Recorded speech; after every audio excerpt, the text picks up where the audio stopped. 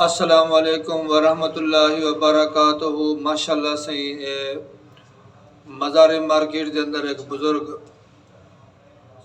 जो कि अल्लाह के नाँ से इमदाद वधे गिनते ते सोहनी आवाज़ के नाल नात पढ़ते पे हैं। तो मेरा दिल किते मैं इन्हां को नाल मिला के अल्लाह के महबूब की नात सुन गिना।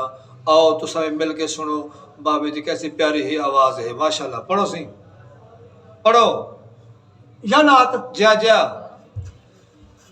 अलविदा कर घिना दोस्त, हानी दुनिया तुम्हें दातिया। सुभान अल्लाह। घर संभालो मेरे वारसो, ये अमानत मडे दातिया। सुभान अल्लाह। अलविदा कर घिना दोस्त, हानी दुनिया तुम्हें दातिया। माशाअल्लाह तो माशाअल्लाह। सजारो तो जानन जगीरात, आहा गिद्दी में नाम डू गज जलीरा। क्या वह बात। गिद्दी में नाम डू गज जलीरा। देखो कई शय ना दातिया, हानी दुनिया तुम्हें दातिया।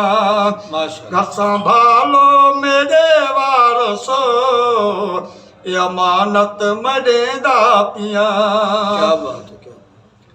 सारी उम्र दौलत कमाई, मरते वेले तेरे कम न आई।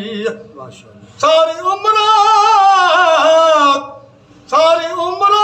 दौलत कमाई, मरते वेले तेरे कम न आई। ओ मरते वेले तेरे कम न आई। हुण बल बल सूचे दातिया, हानी दुनिया तुम्हें दातिया। घर संभालो मेरे वारसो, ये अमानत मडे दातिया।